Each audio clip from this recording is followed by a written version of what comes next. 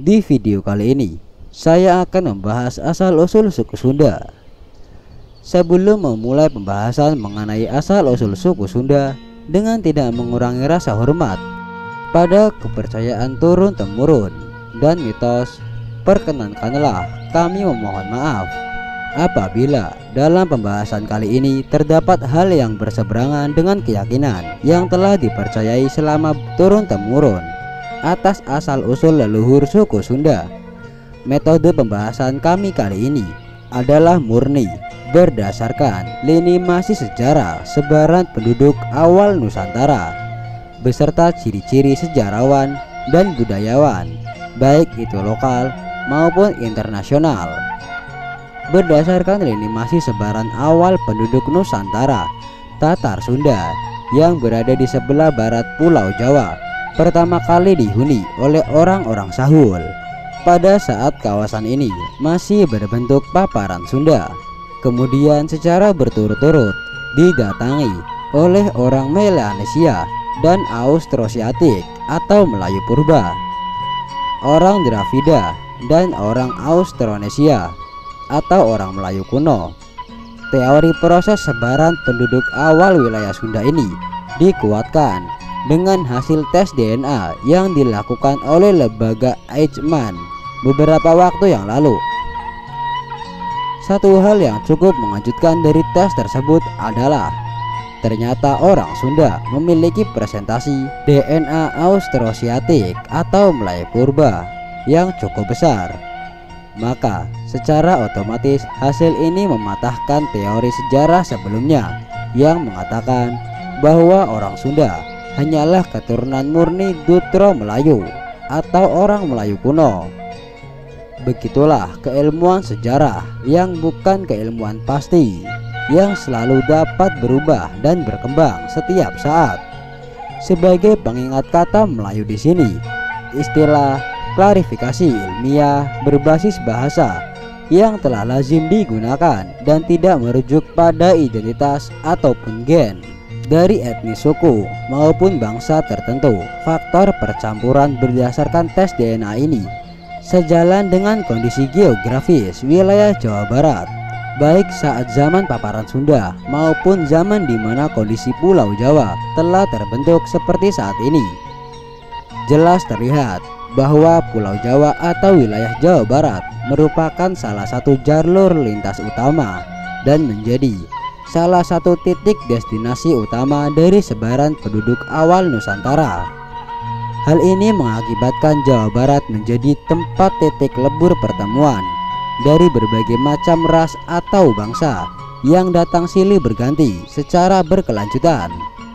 Karena itu, tidaklah mengherankan jika para sejarawan mengatakan bahwa kebudayaan atau peradaban di Pulau Jawa berawal dari wilayah barat atau dari kawasan Sunda, lalu secara perlahan bergeser ke arah timur. Teori ini dapat dibuktikan salah satunya dengan keberadaan situs peradaban prasejarah yang berusia lebih tua dari piramida Giza di Mesir, serta temuan artefak dari jejak pemukiman masyarakat Bunyi di daerah Bekasi yang diperkirakan berusia lebih dari 2500 tahun.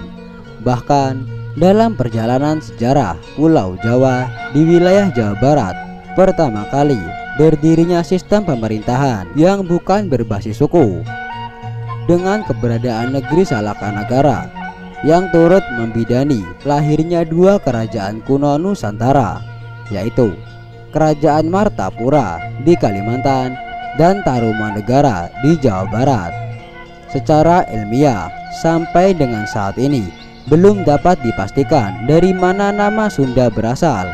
Begitu banyak teori yang telah mengemukakan, seperti nama kepercayaan, nama gunung purba, nama negeri kuno, nama peradaban atau budaya, dan lain sebagainya, di mana masing-masing teori ini memiliki latar belakangnya sendiri-sendiri. Namun, secara ilmiah sangatlah sulit untuk dapat memastikan teori mana yang paling benar. Di sisi lain, secara fakta istilah atau kategorisasi kesukuan pertama kali digunakan oleh kolonial Belanda sebagai bagian dari strategi pecah belah mereka. Belanda memecah Pulau Jawa menjadi dua bagian utama, yaitu di sebelah barat Pulau Jawa disebut suku Sunda dan di sebelah timur Pulau Jawa disebut suku Jawa. Hal ini sejalan dengan catatan seorang pelaut Portugis bernama Tom Pires yang mendatangi Pulau Jawa pada sekitar tahun 1513. Menurut Tom Pires, penduduk yang mendiami kawasan sebelah barat Sungai Cimanuk hingga kawasan Banten disebut sebagai orang Sunda, dan yang tinggal di sebelah timur Sungai Cimanuk disebut sebagai orang Jawa. Tapi dalam kenyataannya, saat ini keberadaan orang Sunda serta keturunan orang Sunda telah menyebar ke berbagai daerah dan bercampur dengan suku-suku serta etnis lainnya. Selain itu, secara spesifik, orang Sunda sendiri justru lebih cenderung merujuk pada tempat asal mereka sebagai identitas seperti Cirebon, orang Badung, orang Tasik, orang Cianjur, dan lain sebagainya. Mungkin ini disebabkan oleh faktor ciri khas gaya hidup, dialek, dan tradisi yang berbeda-beda, meski semuanya berakar pada kebudayaan yang sama. Oleh karena itu, dalam pembahasan kali ini, kami lebih condong menggunakan kata rumpun Sunda atau orang Sunda sebagai penyebutan identitas dari salah satu suku terbesar di Indonesia. Lalu pertanyaannya adalah, secara ilmiah, dari manakah asal-usul leluhur orang Sunda ini? Jika kita merujuk pada lini masa sejarah dan hasil tes DNA orang Sunda, maka dapat dikatakan leluhur orang Sunda didominasi oleh orang Melayu purba dan orang Melayu kuno, serta sedikit pengaruh dari Austronesia, Melanesia, dan ras lainnya.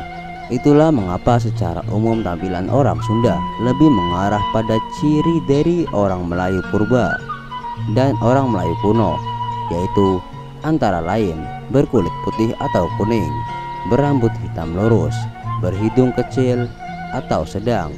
Di sisi lain, daerah-daerah di mana pernah berdiri kerajaan-kerajaan kuno berbasis India seperti Salangkanegara dan Tarumanegara, serta daerah pesisir pantai orang Sunda akan cenderung berkulit coklat atau hitam serta berambut ikal, dikarenakan probabilitas percampuran antara ras di daerah-daerah pesisir tersebut jauh lebih tinggi dibandingkan dengan daerah-daerah pedalaman atau di daerah pegunungan.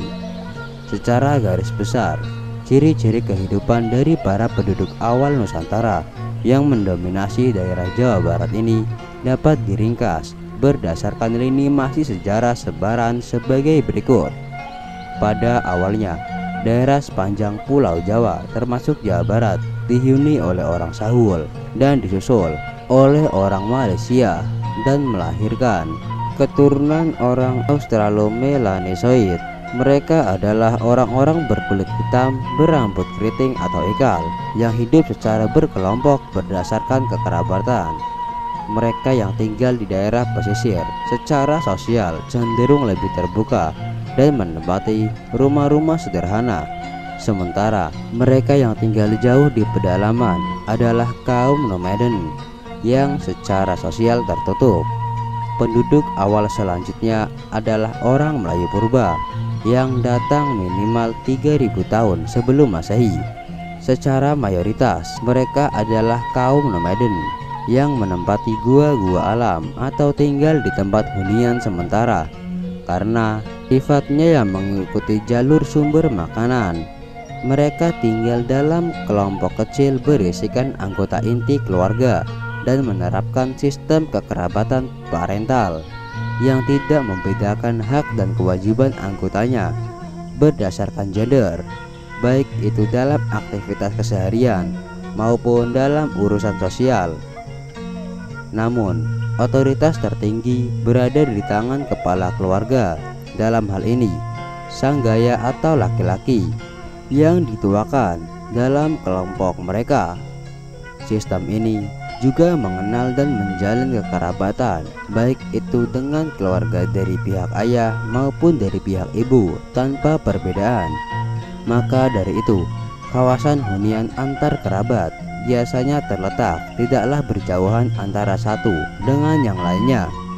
Sebaran berikutnya adalah kaum Dravida yang datang sekitar 1500 tahun sebelum Masehi, seperti yang terjadi di beberapa tempat lain di Nusantara.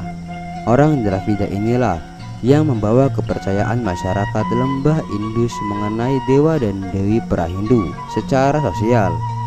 Orang Dravida sangat terbuka dan dapat menerima orang lain untuk tinggal bersama dalam sebuah kawasan hunian.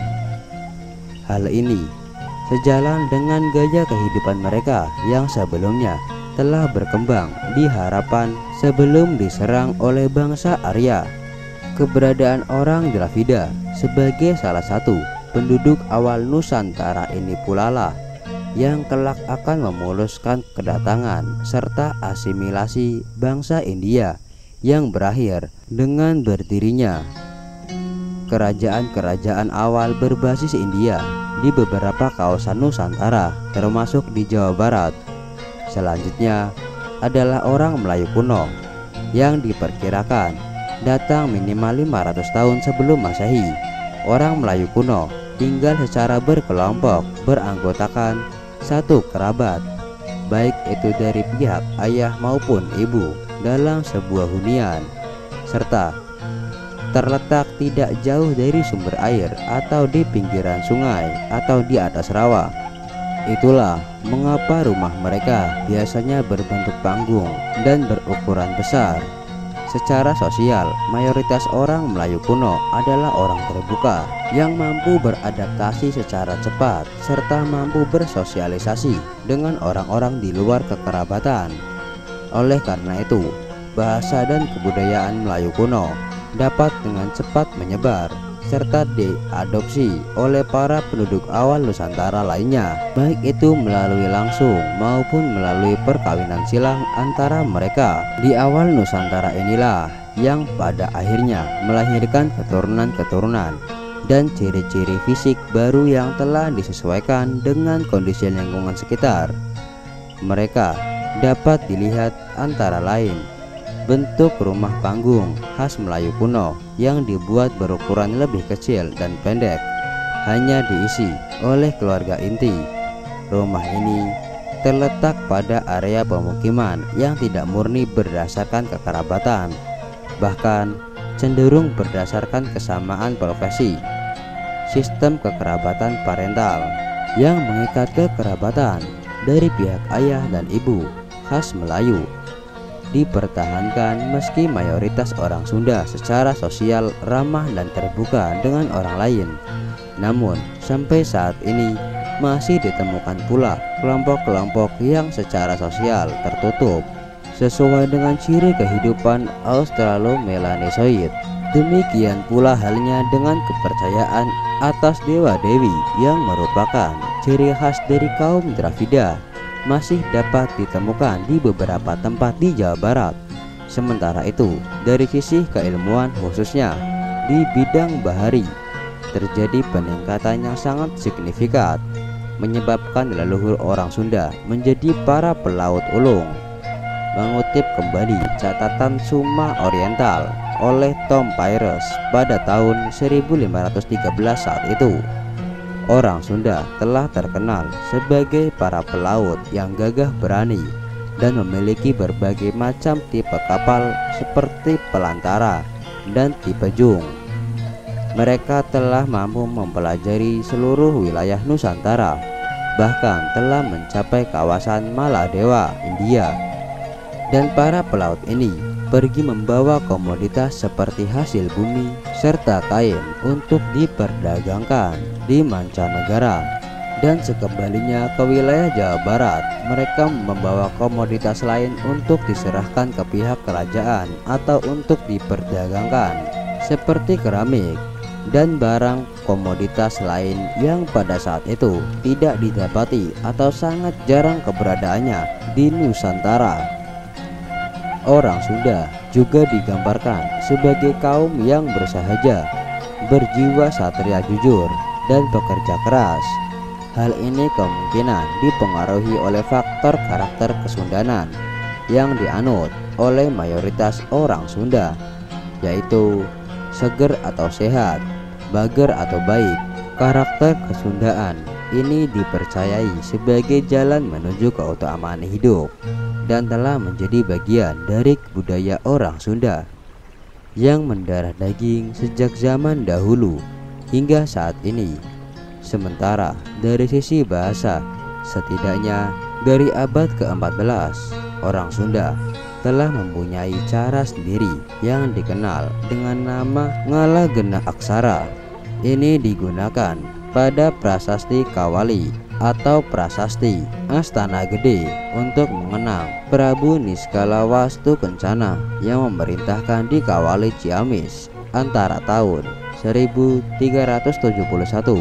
hingga tahun 1475. Sayangnya, saat ini penggunaan aksara Ngalagena seakan terlupakan akibat dari kurangnya perhatian untuk mempelajari dan tetap melestarikan penggunaannya. Keadaan orang Sunda, baik itu secara genetika maupun kebudayaan, kemudian dipengaruhi pula oleh berbagai macam etnis yang mulai masuk wilayah Nusantara pada masa sejarah, seperti etnis Arab, etnis Cina, bangsa Eropa, dan lain sebagainya. Serta tidak lepas pula pengaruh kebudayaan berdasarkan agama Hindu, Buddha, serta Islam, di mana ketiga agama tersebut turut mempengaruhi dan mengembangkan peradaban serta kebudayaan Sunda seperti yang kita temukan saat ini. Namun demikian, tidak sedikit pula yang masih menganut dan mempraktekkan agama Sunda wiwitan, yang merupakan agama kepercayaan asli masyarakat Sunda yang tetap lestari hingga saat ini. Berbagai macam jejak sejarah serta kebudayaan orang Sunda dari mulai zaman purba, zaman megalitik, masa kejayaan, masa kesultanan, masa perjuangan kolonial, hingga masa pasca kemerdekaan masih dapat dilihat hingga saat ini, yang tersebar di hampir seluruh wilayah Jawa. Bahkan besar kemungkinan masih banyak lagi peninggalan-peninggalan leluhur orang Sunda yang masih menunggu untuk ditemukan, dipelajari, dan dilestarikan agar generasi penerus semakin mengetahui kehebatan serta kebudayaan tinggi yang dimiliki oleh salah satu nenek moyang bangsa Indonesia ini. Demikianlah pembahasan singkat mengenai asal-usul rumpun suku Sunda yang dapat kami sampaikan. Sebuah rumpun besar yang sangat historis dan berkebudayaan tinggi yang menjadikan bangsa Indonesia beragam namun tetap satu, karena sejatinya kita semua adalah saudara.